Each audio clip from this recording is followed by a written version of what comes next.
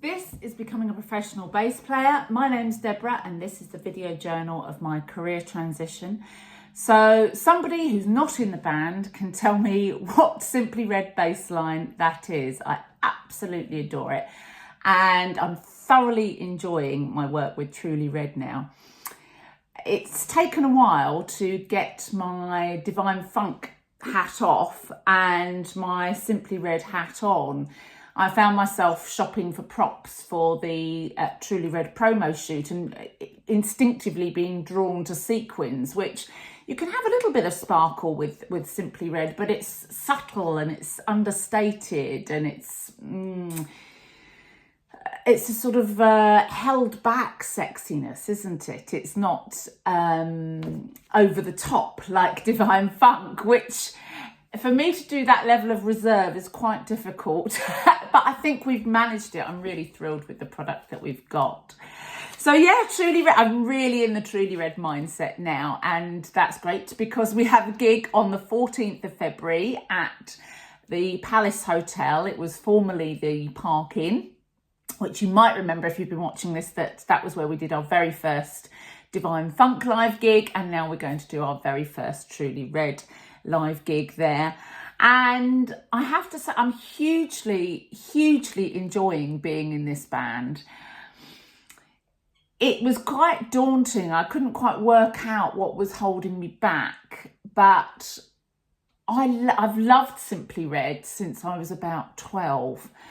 And I think Mick Hucknall's work and his songwriting, so not just the hits, but the songs that are on the albums are, they really draw you in deeper and deeper. You can go back to them time and time again. There's, it's all killer, no filler with Simply Red. Every single album track is a winner and takes you on a different journey in terms of mood and what it's saying. There's actually a lot of politics in Simply Red. I don't know that that's really comes across if you just know them from their hits, but there's a lot of politics that I sort of empathise with, really. And so coming to recreate these songs, I think I found it quite daunting.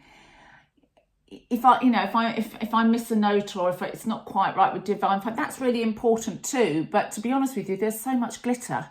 You're a bit dazzled by the bling to notice, to really get a chance to scrutinise everything. But Simply Red and Truly Red is beautiful musicianship. And I'm I'm so excited about the band that I have around me now, because they're all sensitive, fantastic players. And of course, you've got to have the right Mick Hucknall.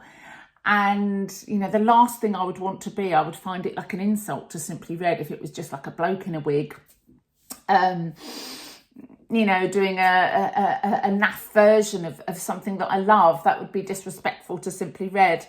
But I am thrilled. Every player in the band is just, top notch and exquisite, to the point where when I was playing on Sunday in the promo, I had to pinch myself at times. I thought, God, it actually feels like I'm in Simply Red, like I've made my own dream come true. And I know perhaps it's much cooler to be a bit nonchalant about it and go, if they're fantastic, it's for others to say, but I'm not at that stage yet. I'm just at that I can't believe I'm here stage. They're exquisite musicians, and I don't want to hold back on that. There'll be time to be cool in years to come. So hopefully, as this has been popping up, I've been showing you some of the photographs that were taken by Bridget. It was a busy day, so we did 3 different looks, and we wanted Mark to look a little bit like Mick Hucknall. And the main thing is his voice, isn't it? It's got to be powerful but tender. It's got to be emotional. It's got to really speak to you. It can't just be a good voice. And Mark has these qualities in spades. That sensitivity to deliver a Simply Red, a Mick Hucknall vocal well, is, you know, makes or breaks your Simply Red tribute act. And I feel like I've absolutely struck gold in Mark there.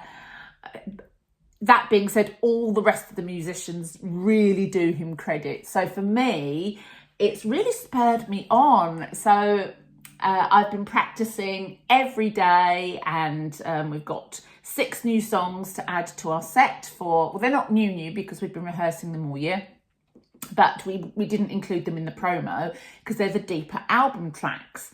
So I've got a couple of weeks to brush up on those. We've got a rehearsal scheduled, and I just can't wait to play. Where we're playing is got like it's where they do a lot of the jazz things in Southend. So they do some with Michael Crook's fantastic jazz mix, which is at the Chalkwell Park Rooms or the Maritime Rooms, and Jazz 825 is on a Wednesday at what's now the Palace Hotel. So it's a venue that's very good for jazz. It's got lots of carpeting, fabric, low lighting, so you don't get it's really important, you don't get a tinny sound. So I'm really looking forward to that. And they started getting bookings, so we started advertising and they're getting some good bookings, so hurry up. You can come for a meal there, or you can just come to the bar and have a drink and watch us. It'd be lovely to see anyone there who wants to come along. So I think that's me for today. Atomic objectives, I'll leave those for today. I did manage to get down here just about on time, but it's hard. It actually requires you to pay.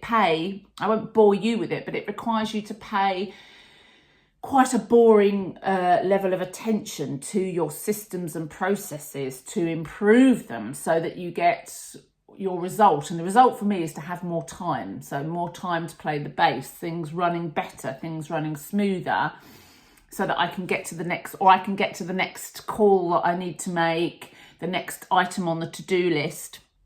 So it's going well, but it's tough, you know, and I'm not very good at being sort of following, you know, being wrangled down a path to achieve these objectives. But, you know, it's been beneficial.